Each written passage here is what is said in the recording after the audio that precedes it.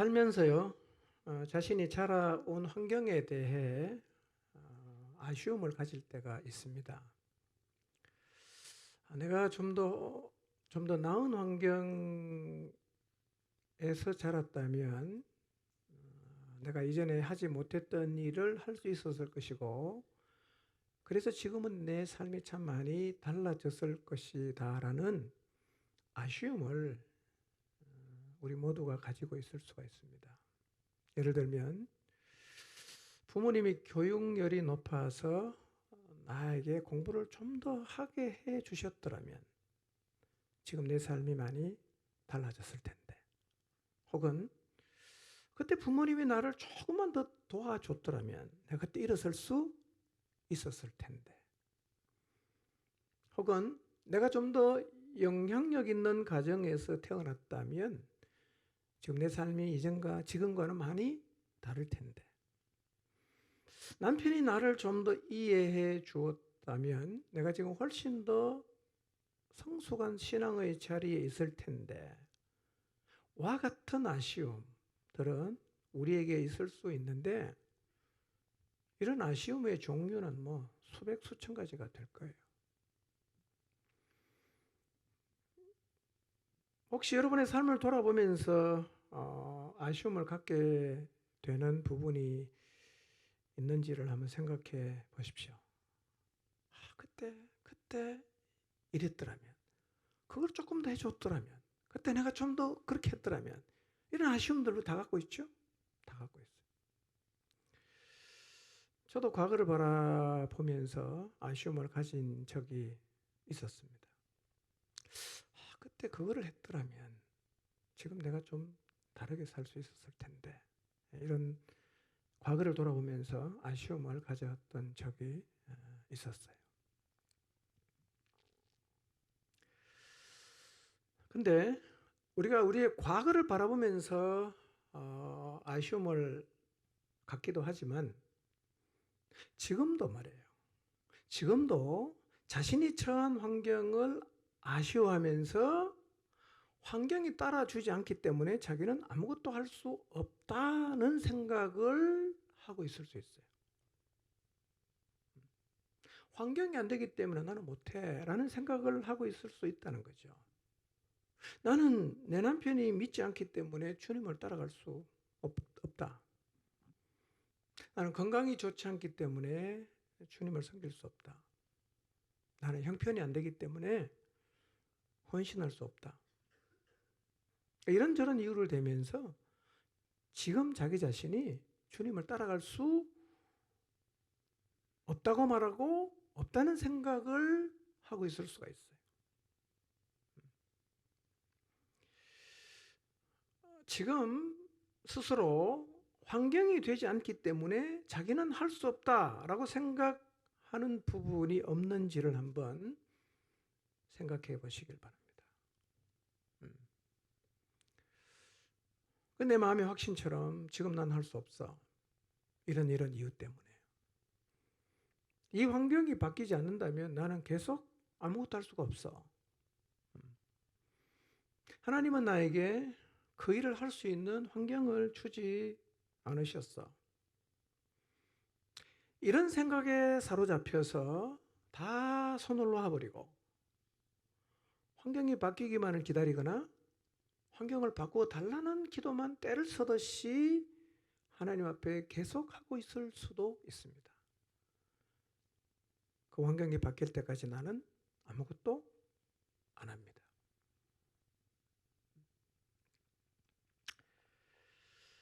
그런데 이런 자세는 하나님이 원하시는 자세가 아니에요.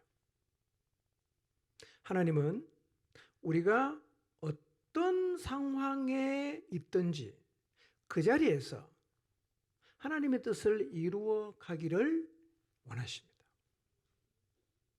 모든 그리스도인들은 지금 자신이 처한 상황이 어떠하든 각자가 다 다르겠죠? 하나님 앞에 나 이래서 못해요, 저래서 못해요 라고 항변하고 싶은 수많은 조건들을 가지고 있겠지만, 그러나 상황이 어떠하든 자기의 그 자리에서 하나님의 뜻을 이루고 있어야 합니다. 그게 바로 하나님이 원하시는 거예요.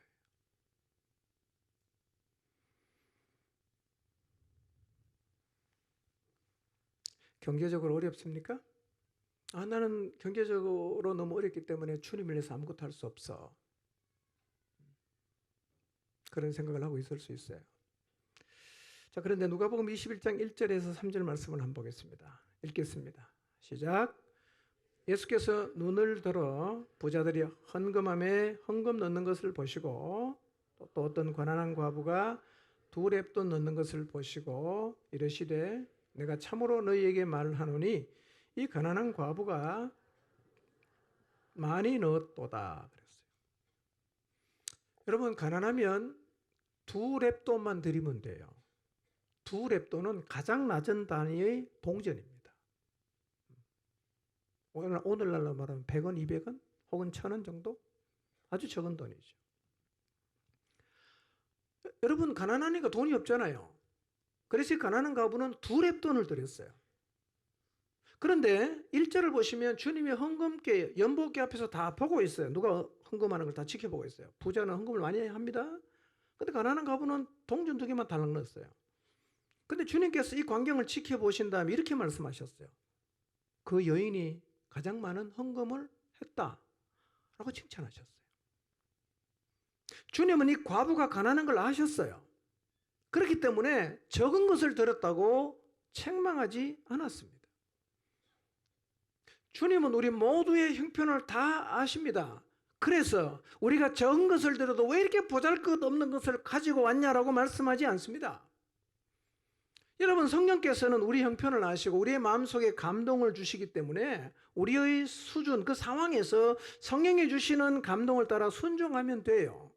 이 말은 우리가 어떤 자리에 있든지 간에 하나님의 뜻을 이루는 일을 지금 할 수 있다는 말입니다. 두 렙돈은 우리 다 갖고 있어요.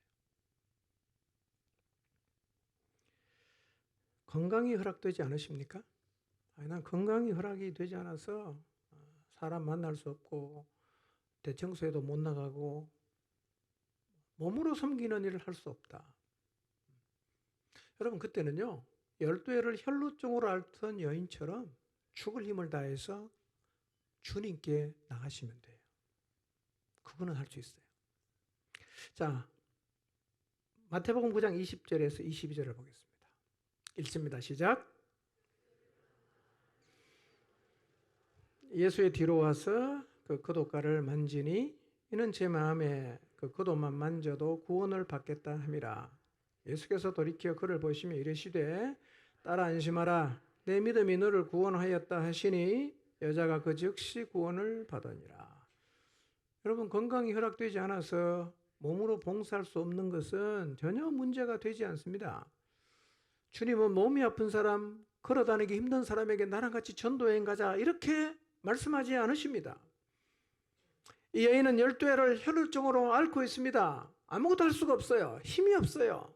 근데 어느 날 주님이 오셨다는 소식을 듣고 정말 죽기 살기 심정으로 주님께 나가서 주님을 만졌어요. 그리고 구원의 은혜를 입었습니다. 여러분, 건강이 허락되지 않으면 주님의 옷가를 찾고자 하는 간절한 마음으로 주님에게 나가시는 일을 하시면 됩니다. 그건 할 수 있어요. 이것이 건강이 따르지 않을 때 우리가 할 수 있는 일입니다. 어느 자리에 서 있든지 간에 우리가 할 수 있는 일이 있습니다. 그리고 주님은 우리의 형편을 잘 아시기 때문에 할 수 없는 상황에서 우리가 드러내는 그 작은 것, 하나님은 절대로 보잘것없다고 말하지 않습니다.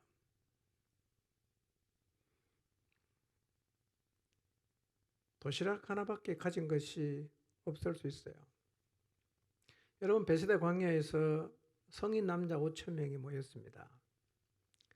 다 포함하면 한 15,000명 정도로 추산할 수 있어요. 이들은 예수님 말씀을 듣기 위해서 따라 나왔습니다. 베세다 광야에 나와 있어요. 다 지금 밥을 못 먹었어요. 200데나리온으로 떡을 사도 부족한 상황입니다. 15,000명이 앉아 있어. 먹을 게 없어요. 여러분, 이 상황에서 단번에 해결책을 제시할 수 있는 사람은 아무도 없어요. 누가 그 광야에 15,000명이 먹을 식사를 가져올 수 있겠어요? 불가능하죠. 그런데 한 어린아이가 자신의 도시락, 보리떡 5개, 물고기 2마리라고 하니까 뭐 엄청 그냥 큰 대야에 담을 수 있는 양이 아니고요. 도시락이에요. 아이 도시락. 그러니까 뭐 고기가 얼마나 컸을지 한번 상상해 보세요. 도시락 안에 5마리 들어있어요. 2마리 들어있어요. 반찬. 그 다음에 보리떡이 5개 들어있어요. 이 아이가 이거를 제자에게 가져왔어요. 제자들은 주님 이것밖에 없습니다 하고 들고 왔어요. 주님이 그 도시락을 받아 들고 축복 기도를 하십니다. 축사를 하십니다. 그리고 제자들에게 나눠주라고 하십니다. 놀라운 일이 일어났어요. 그 모인 사람이 다 배불리 먹고 12바구니가 남는 기적이 일어났습니다. 여러분, 이 한 어린아이는요 15,000명 정도가 먹을 수 있는 양을 갖고 있지 않았습니다. 그는 다만 자기 혼자 먹을 수 있는 도시락 하나를 가지고 있었어요. 그걸 드렸어요. 도시락 하나밖에 없으면 도시락 하나만 드리면 되죠. 그걸 하면 됩니다. 요한복음 6장 8절 9절 한번 읽어볼까요? 읽습니다. 시작. 제자 중 하나 곧 시몬 베드로의 형제 안드레가 예수께 여짜오되 여기 한 아이가 있어 보리떡 5개와 물고기 2마리를 가지고 있나이다. 그러나 그것이 이 많은 사람에게 얼마나 되겠사옵나이까. 우리가 주님을 위해서 지금 할 수 있는 일이 이런 것일 수 있어요. 이거 해서 무슨 도움이 되겠는가? 이걸 해서 뭐 하겠는가?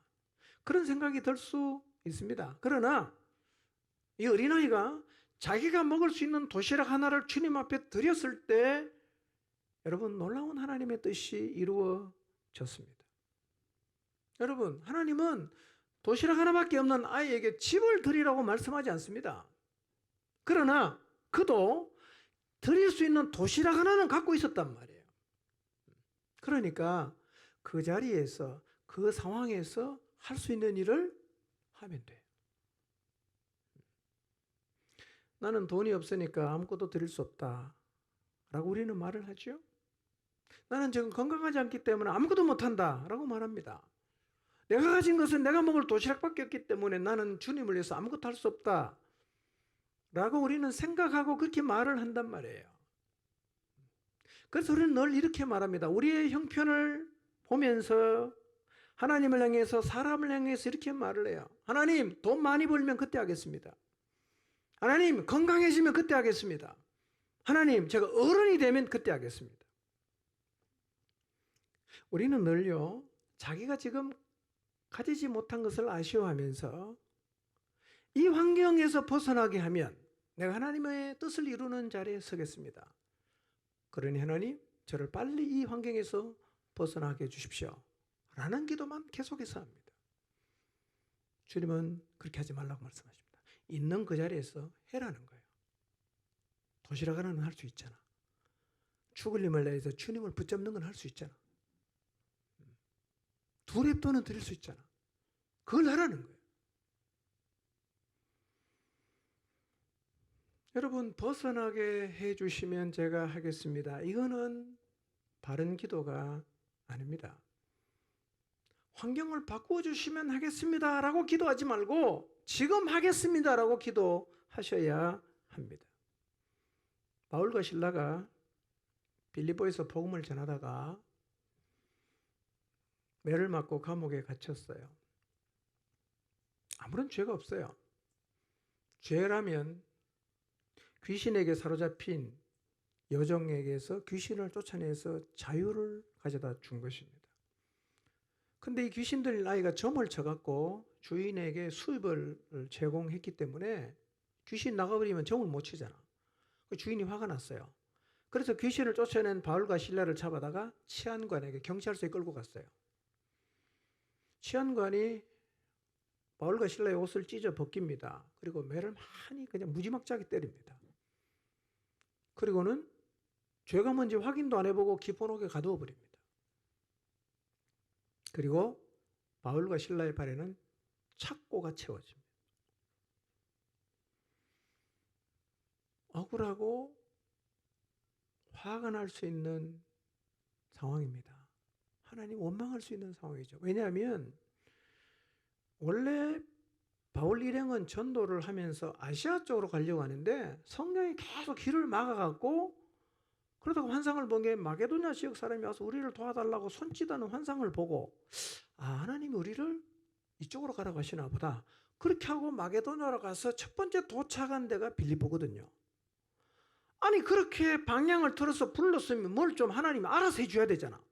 근데 하나님의 일, 귀신 쫓아내는 일 때문에 지금 죄도 없는데 엄청 매를 맞고 감옥에 갇히고 발에 차고까지 채워졌으니까 얼마나 화가 나겠어요. 여러분, 이런 상황에서 바울과 실라가 할 수 있는 일이 뭐가 있어요? 한번 생각해 보세요. 여러분이 만약에 그 자리에 있다면 하나님 나라를 위해서 여러분이 뭘 할 수 있겠어요? 아무것도 할 수 없어 보이잖아. 하나님 명에서 요긴하고 싶죠. 뭐 하시냐고 도대체. 자, 근데 바울과 실라는 이걸 했어요. 자, 사도행전 16장 22절에서 26절입니다. 읽어봅니다. 시작. 무리가 일제히 일어나 고발하니 상관들이 옷을 찢어 벗기고 매로 치라 하여 많이 친 후에 옥에 가두고 간수에게 명하여 든든히 지키라 하니, 명령을 받아 그들을 깊은 옥에 가두고 그 발을 착고에 든든히 채웠더니 한밤중에 바울과 실라가 기도하고 하나님을 찬송하며 죄수들이 듣더라. 이에 갑자기 큰 지진이 나서 옥터가 움직이고 문이 곧 다 열리며 모든 사람의 매인 것이 다 벗어진지라. 아무것도 할 수 없을 것 같지 않습니까? 이때 바울과 실라가 뭐합니까? 기도하고 찬송합니다.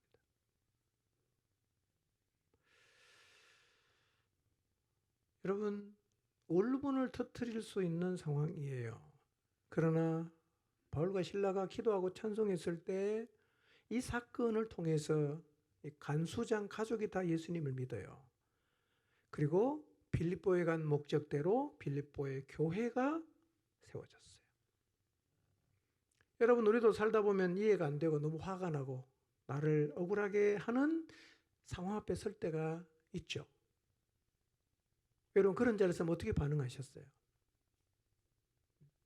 여러분, 이런 상황에서 기도하고 찬송하지 않는 사람이 하는 게 있어요. 뭔지 아십니까? 원망하고 불평하는 거예요. 그러니까 이런 자리에서 기도하는 게 보통 내공이 아닙니다.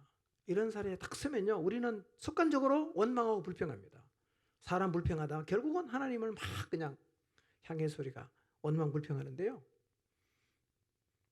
여러분, 만약에 이런 자리에 서게 된다면 이제 기도하고 찬송해 보시기를 바랍니다.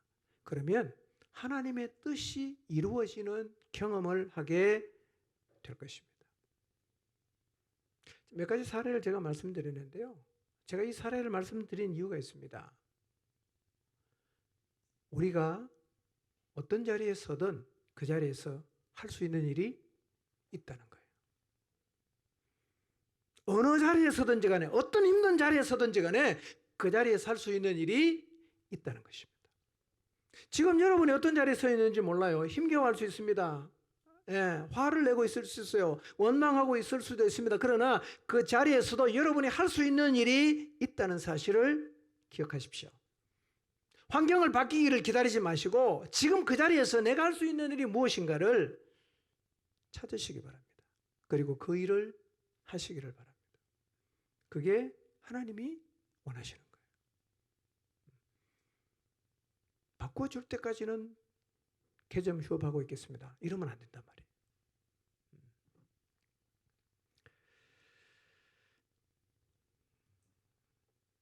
이렇게 모든 환경에서 우리가 할 수 있는 그 무언가를 하려고 하면 전제되어야 되는 게 하나 있습니다.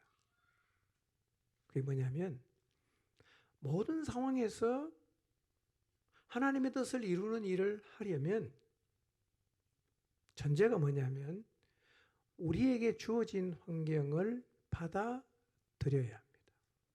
그것이 무엇이든 받아들여야 합니다. 지금 여러분이 어떤 일을 겪고 있습니까? 지금 여러분이 처한 환경은 어떻습니까? 받아들이셨나요? 밀어내고 있고 부정하고 그런 환경을 주신 하나님을 향해서 불평하고 원망하고 계십니까? 여러분, 이 환경을 받아들이지 않은 사람은 계속 원망하고 불평하지 거기에서 해야 되는 하나님의 일을 찾질 않습니다. 찾을 수가 없어요. 화가 나기 때문에.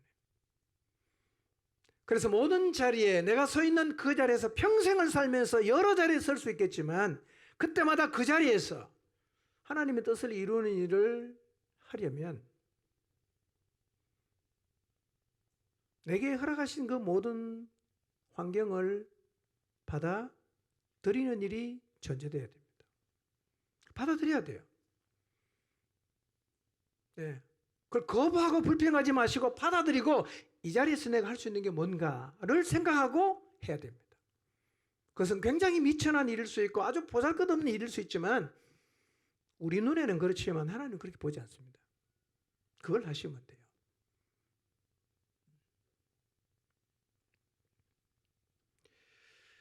지금 우리가 서 있는 자리를 한번 돌아봅시다. 한번 돌아보세요. 여러분이 서 있는 자리 어떤 자리입니까? 너무 가난하십니까? 돈이 너무 없습니까 지금? 너무 막막한 자리에 서 계십니까? 마음이 너무 힘든 자리에 서 계십니까? 동서남북 다 돌아봐도 빠져나갈 구멍이 없는 사방으로 갇힌 벽 속에 있는 것 같습니까? 아무것도 할 수 없어 보이는 자리에 서 계십니까? 일단 이 상황을 받아들이십시오. 일단 받아들이십시오. 그리고 기도하면서 하나님, 제가 지금 여기서 무엇을 할 수 있습니까? 라고 물어보십시오. 그리고 그 일을 찬찬히 하십시오. 2랩돈 정도밖에 못할 수 있어요. 도시락 하나밖에 못 드릴 수 있어요. 그냥 주님을 찾는 그 자리에 서는 정도밖에 할 수가 없을 수 있어요. 그걸 해야 됩니다. 거기 쌓이면 우리의 삶을 통해서 하나님의 뜻이 이루어지는 거예요.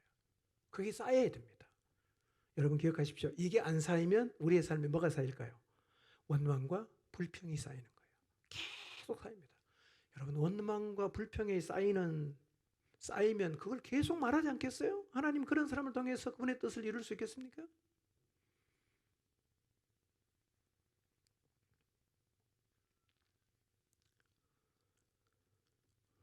저는 지금도 시차 적응을 하는데 굉장히 어려움을 겪고 있어요. 오랜만에 갔다 와서 그런지요. 지금도 새벽 3시, 4시까지 너무 정신이 맑아서 자려고 노력하면 정신이 더 맑아져요. 그래서 뒤척이다 보면 몇 시에 잠들었는지 몰라요. 힘들어요. 그런데 제가 오늘 또 인도로 가야 됩니다. 그곳에서 교회론 강의도 해야 되고 졸업식 설교도 해야 되고 또 한인교회 가 설교도 해야 되고 제가 생각해도 굉장히 체력적으로 부담이 느껴집니다.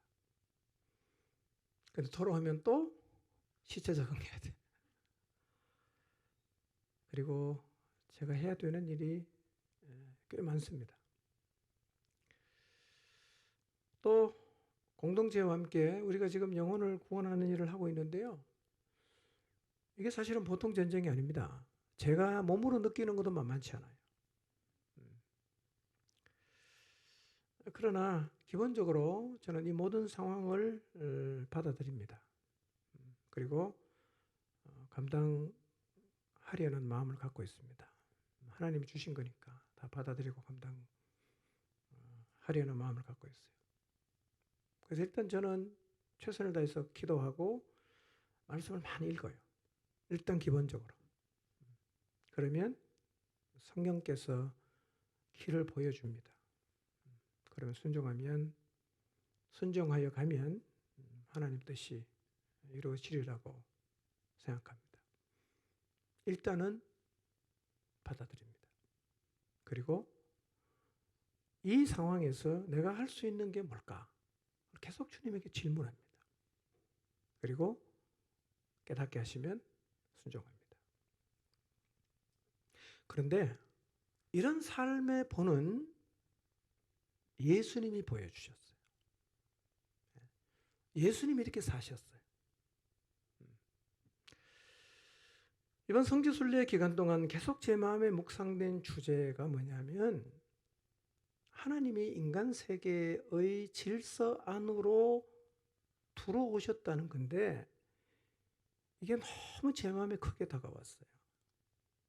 여러분, 하나님은 이 광대한 우주를 창조하지 않았습니까? 우주 안에 별이 몇 개 있는지 몰라요? 수억 개의 별들이 운집해 있는 걸 은하계라고 말하는데요. 이 우주 안에는 과학자들이 망원경으로 봐도 이 은하계가 몇 개 있는지 몰라요. 하도 많아갖고. 수조개, 수경이 되는데, 수경하면 벌써 우리는 감각이 없습니다. 억해야 감각이 오죠. 그 넘으면 별 감각이 없지만 하늘에 별들이 무수하게 많습니다. 그 많은 별들 중에 지구는 아주 작은 별이죠. 창조주가 지구 안에 들어오셔서 그분이 창조하신 인간을 구원하시려고 해요. 어떻게 하셨냐? 인간의 질서 속에서 사시면서 구원의 역사를 이루셨다는 거예요. 이게 너무 놀라운 일입니다. 하나님이 인간 질서 속에 들어오셔갖고 인간들 그냥 살았어요. 아무런 불평 안 하고. 그리고 거기에서 하나님의 뜻을 이루셨어요.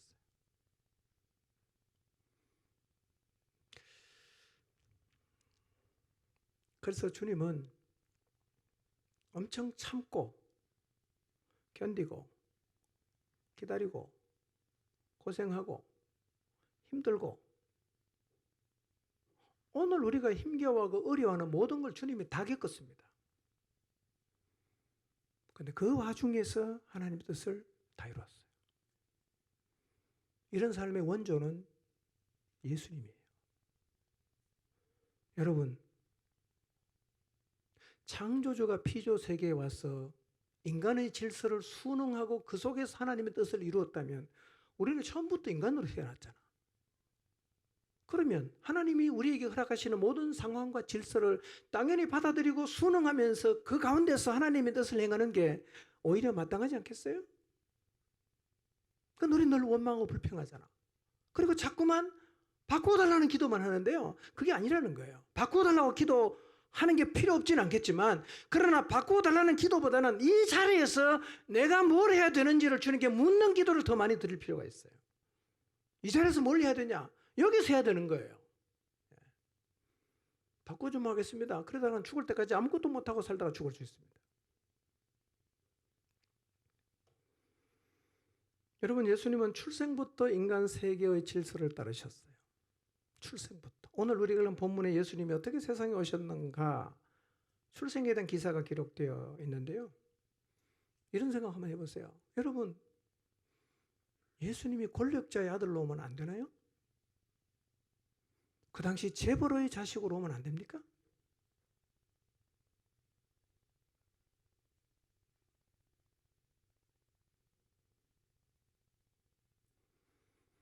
그런데 하나님의 아들이신 예수님은 다윗의 후손 중에 하나님에게 순종한 나사렛 시골 사람 마리아와 요셉을 통해 이 땅에 오셨어요.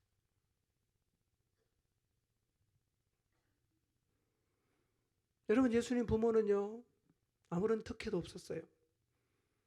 황제의 명령에 따라 다른 사람하고 똑같이 호적하러 갑니다. 갔다가 미처 돌아오지 못한 그때 아이가 태어난 거예요. 그래서 호적하러 간 베들레헴에서 아이를 낳으려고 숙소를 구하니까 숙소가 없어요. 돈이 없었는지 아니면 뭐 여관이 꽉 차서 그런지는 모르지만 숙소가 없어요. 그래서 아마 어쩌면 주변 사람의 배려로 산모가 애를 낳으니까 마구간으로 갔어요.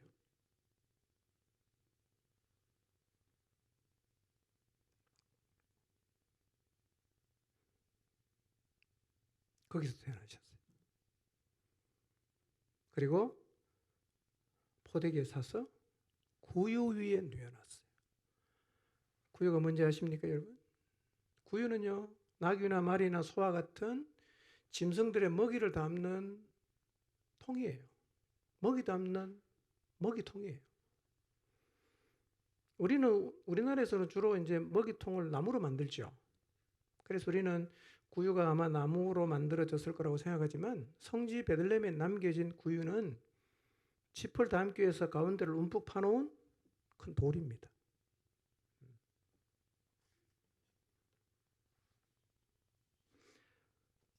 여러분, 온 세상을 창조하신 하나님의 아들이요, 화로운 병원 턱실에서 태어나지 않았습니다. 대저택에서 태어나지 않았어요. 마구간에서 태어났습니다.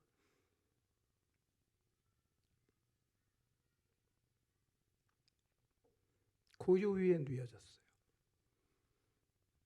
잘못되고 있는 겁니까? 하나님이 버린 겁니까? 아니었어요. 하나님 그렇게 하셨어요. 우리는 자꾸 우리의 삶이 힘들어지면 하나님 나한테 관심이 없다, 하나님 나를 버렸다고 말하는데요. 여러분, 예수님이요, 마구간에 태어났어요.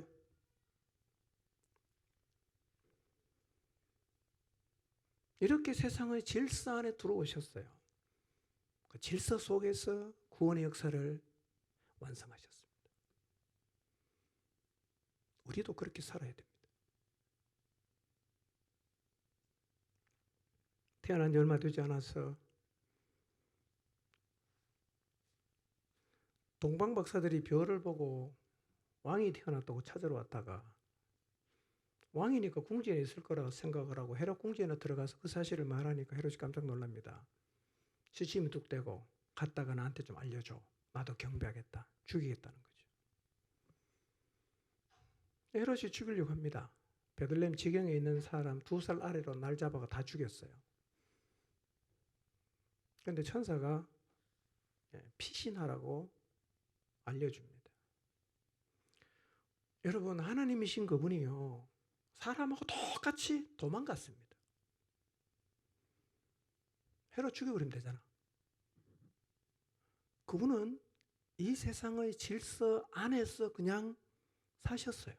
피난 갑니다. 한 680km 되는 먼 거리를 갑니다.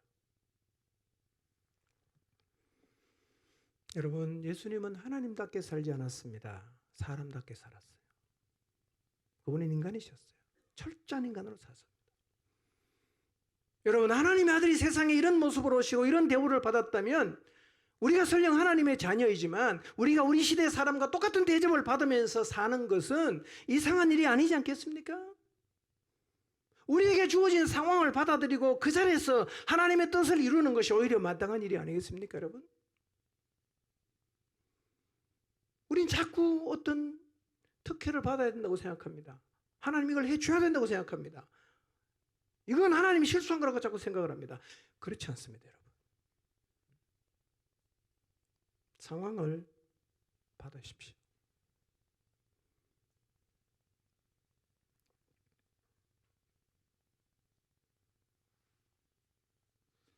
예수님 어떻게 사회 가셨어요? 예수님 차 타고 다녔습니까? 여러분, 그로부터 2000년이 지난 이 우리 시대는 모든 사람이 다 자기 차를 끌고 다니고 있습니다. 하나님께서 마음먹으면 그거 하나 못 만드시겠어요? 예수님이 구름 타고 사야겠습니까? 불가능한 일이었을까요?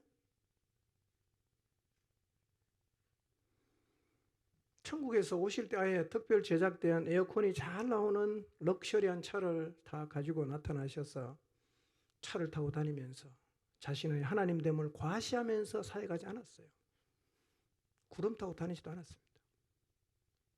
또 사람들이 예수님의 제자가 되는 것을 부러워하도록 천국에서 아예 제자들이 탈 수 있는 좋은 차를 만들어서 가져오시고 갈릴리에서 타고 다니는 큰 배를 만들어 오시고 유대와 갈릴리를 다닐 때 먼 길이니까 비행기를 하나 만들어 가지고 오셔서 사역하지도 않으셨어요. 인간으로 오셨어요. 그 시대에 맞게 살았습니다. 주님이 어떻게 사역했어요? 뜨거운 햇살이 내리쬐는 이스라엘 땅을 걸어 다녔습니다. 걸어 다녔어요. 강한 태양빛을 받으면서 갈릴리에서 예루살렘으로, 예루살렘에서 갈릴리로, 예루살렘에서 가버나움으로, 가버나움에서 나사렛으로 갈릴리 주변을 걸어 다니시면서 천국 복음을 전파하시고 자기 자신이 구원자임을 알리셨어요. 이번에 성지순례 갔다 오신 분은 다 느끼셨겠지만 이스라엘은 매우 건조하고 더운 지역입니다. 걸어다니기 힘듭니다. 광야는 10분만 걸으면 머리가 띵해집니다. 거기를 주님은 항상 걸어다녔어요. 불평 안 하시고. 원하시면 구름 타고 못 다녔을까요? 그분은 인간 세계의 질서를 다 받아들이고 순응하시고 그 속에 살면서 그 속에 하나님의 뜻을 이루어 가셨습니다. 우리도 그렇게 살아야 돼요.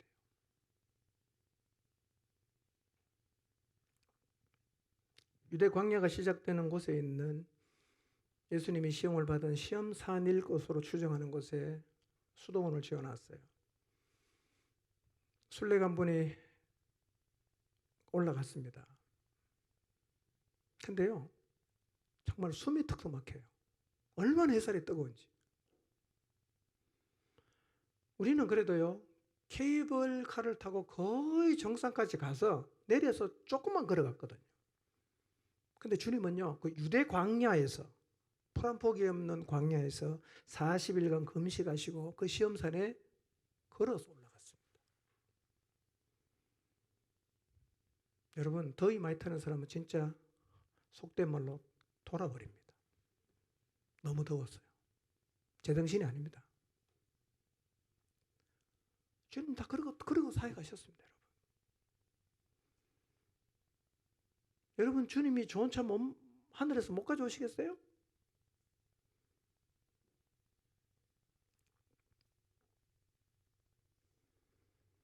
요한복음 4장 6절을 보겠습니다. 읽습니다. 시작. 예수께서 길 가시다가 피곤하여 우물 곁에 그대로 앉으시니 때가 6시쯤 되었더라. 개정개혁판에 나오는 시간은 더하기 6을 하면 한국 시간입니다. 그러면 때가 6시니까 몇 시입니까? 정오입니다. 예수님께서 유대에서 갈릴리로 내려가시는 길에 지금 사마리아 지역을 지나가시는데요. 그러니까 남쪽에서 북쪽으로 올라가고 있어요. 우리로 말하면 부산에서 서울로 가다가 대전에 지금 도착하신 겁니다. 걸어가잖아요. 12시가 얼마나 뜨겁겠어요.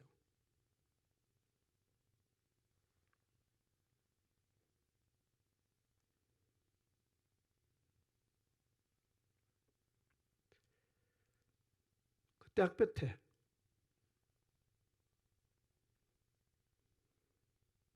정오에 걸어가니까 얼마나 힘들겠어요. 그래서 이 수가라는 성의 우물 곁에 그냥 풀썩 주저앉아요. 피곤해서.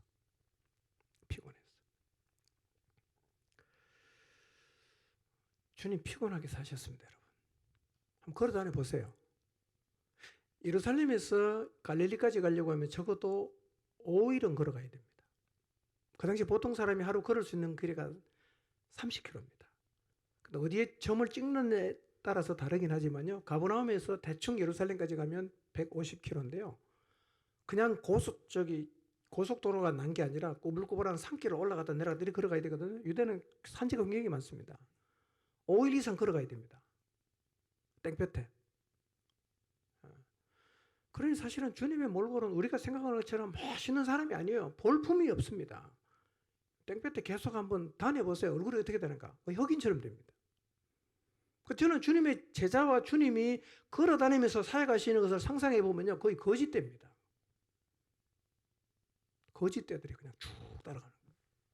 그렇게 사셨어요. 우리는 자꾸 이 시대의 기준에 맞춰서 수준을 딱 만들어 놓고 이거 안 해주면 나는 아무것도 안 하겠다라는 그런 태도를 갖고 있는데요. 여러분, 그럴 때마다 예수님을 생각해 보시기를 바랍니다. 피곤하게 사셨어요. 좀 요즘에는 뭐 저녁에만 나오려 해도 피곤해서 못 나온다 그러잖아요. 예수님이 어떻게 사셨는가 보십시오.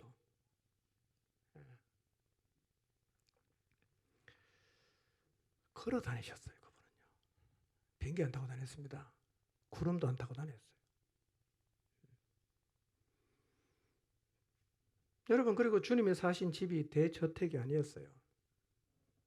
상상할 수 있는 것. 하나님이신 그분이 지구에 살고 있는 그분이 만든 인간을 구원하기 위해 오시기로 창세전에 계획했다면, 아니 천국에서 특별 제작된 집 한 채 정도는 갖고 올 수 있지 않겠어요? 아니면 지구 말고 어디 저 하늘에다가 하나 만들어 놓고 저녁에 사회 끝나면 구름 타고 와서 그 궁궐에 계시다가 아침에 다시 내려오시기도 하고, 아니면 가끔씩 내려와서 제자들에게 지시만 하고 그 궁궐에 살 수도 있지 않겠어요? 그 불가능한 일입니까? 주님이 어떻게 하셨어요? 그렇게 안 했어요. 유대 땅에 오십니다. 아주 가난한 지역에 나사렛에서 사셨어요. 평민이었어요. 우리가 똑같이 살았습니다.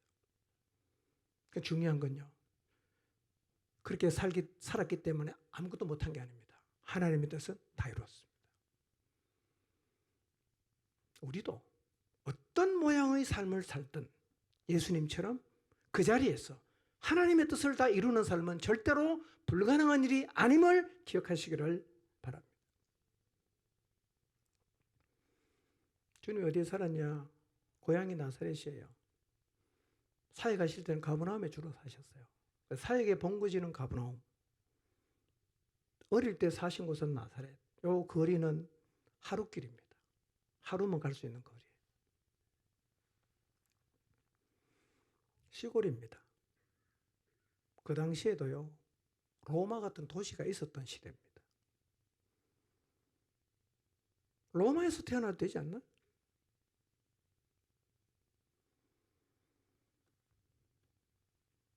하나님이신 그분은 마리아와 요셉이 살았던 시골 나사렛에서 있는 둥 마는 둥 부모를 섬기면서 30년을 사셨어요.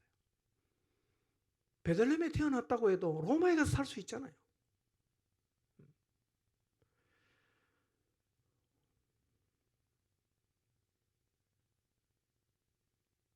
여러분, 우리에게 허락된 상황을 받아들여야 합니다.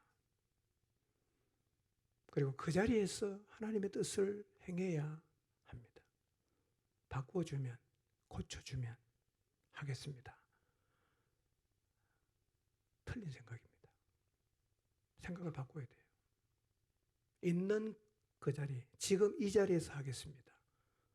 핍박이 있는 자리에서, 반대가 있는 자리에서, 막막한 자리에서, 가난한 자리에서 거기서 해야 됩니다. 여러분, 그리고 주님은 가난하게 살았어요. 가난하게 살았습니다. 죄인과 차별화하시려고 하나님의 아들이니까 궁전 하나 지어놓고 갈릴리가 내려다보이는 좋은 언덕에다가 별장 하나 짓고, 그 다음에 예루살렘에 별장 하나 지어놓고, 그 다음에 중간쯤 사마리아 하나 지어놓고, 뭐 그렇게 지어놓고 가시면서 쉬었다 가실 수 있지 않습니까? 내가 하나님이야 과시할 수도 있지 않습니까? 근데 주님은요, 엄청 가난하게 살았어요. 돈이 없었습니다. 어느 날 예루살렘에 갔더니만 성전세를 거두는 사람이 베드로에게 와서 말합니다. 야, 너희 선생하고 니는 성전세 안 되냐? 그 예수님께서 베드로에게 말씀하십니다. 야, 너 바다에 가서 낚시 던져서 먼저 오르는 고기 입을 딱 열어보면 그 돈 한 세겔 들어있을 거다. 그걸로 너하고 나 성전세 내라. 그렇게 말씀하셨어요. 여러분, 혹시 이런 고민을 해보신 적 있습니까? 나는 왜 이렇게 가난한가? 우리 집은 왜 이렇게 가난한가? 하나님이 우리를 사랑하지 않으시는가 보다. 그렇게 말할 수 있겠습니까? 그렇게 말할 수 없어요. 왜냐하면 예수님도 이 땅에서는 너무너무 가난하게 살았거든요. 한 세겔에 돈이 없어갖고 성전세 낼 때 고기 잡아서 고기 입 열어가고 낸 분이 바로 예수님이십니다. 가난하게 산다는 것은 하나님이 나를 사랑하지 않는다는 증거도 아니고 하나님 나를 버렸다는 증거도 아닙니다. 가난하게 살아도 하나님 뜻 이룰 수 있습니다. 아멘입니까? 있어요. 누굴 보니까? 예수님 보니까. 마태복음 17장 27절 한번 볼까요? 읽습니다. 시작.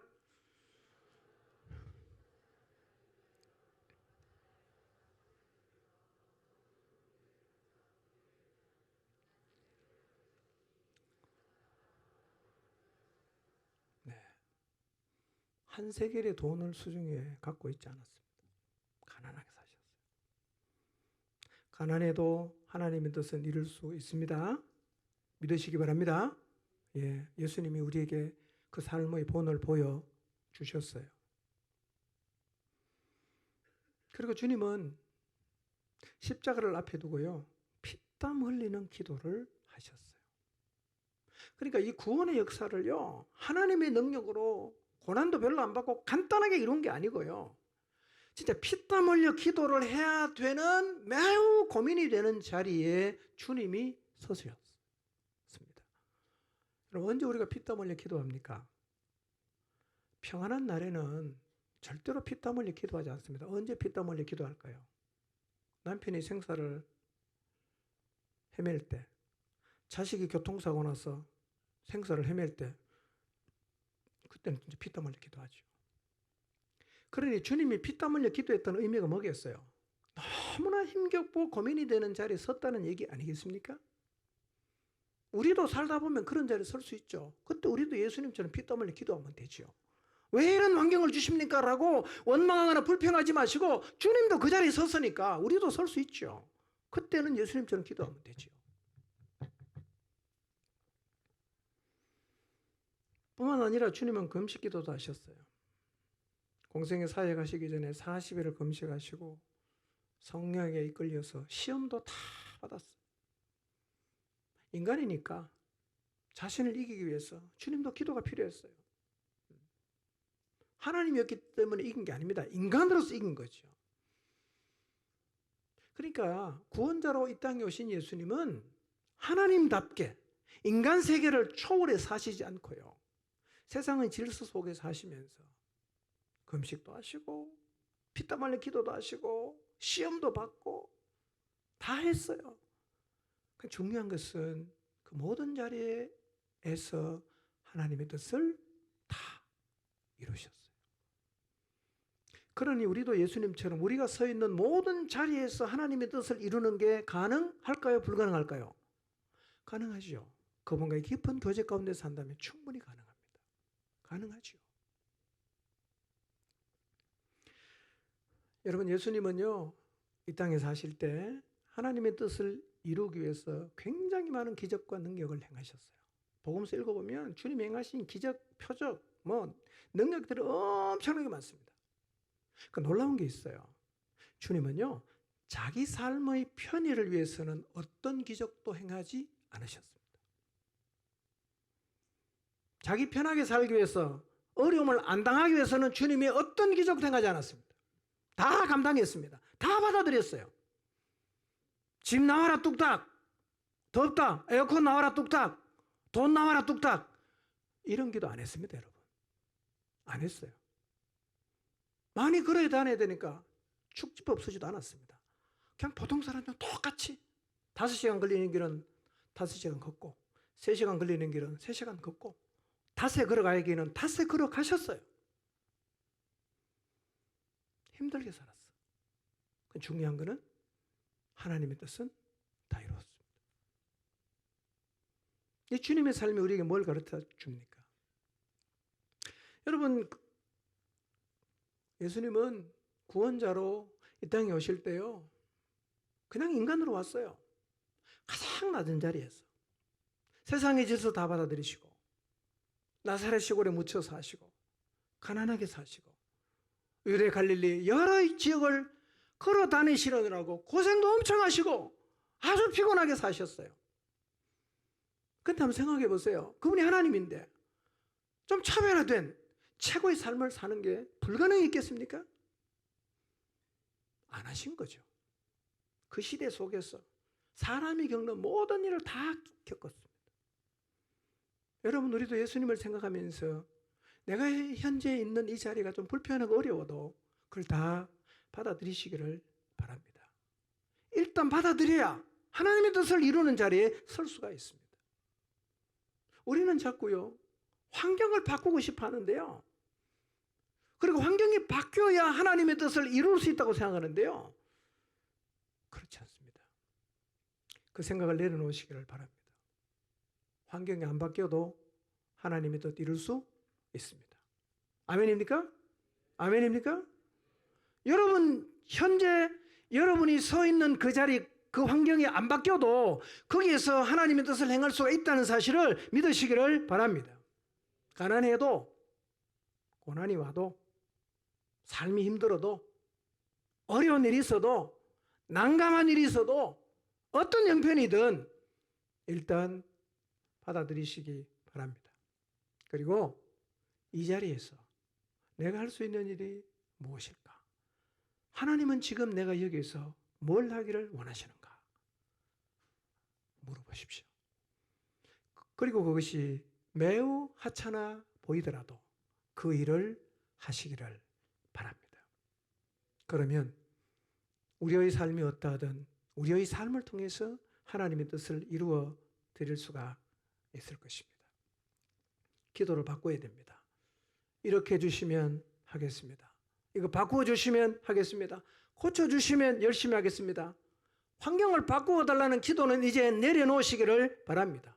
오히려 하나님이 내 삶에 허락하신 모든 상황을 다 받아들이고 그 자리에서 보잘것없어 보이지만 두 랩돈을 드리십시오. 죽을 힘을 다해서 예수님을 붙잡으십시오. 도시락 하나 주님께 드리십시오. 착고의 체인 깊은 옥에서 기도하고 찬양하십시오. 그 자리에서, 여러분이 있는 바로 그 자리에서 하나님의 뜻을 이루며 살아가시기를 주님의 이름으로 축원합니다.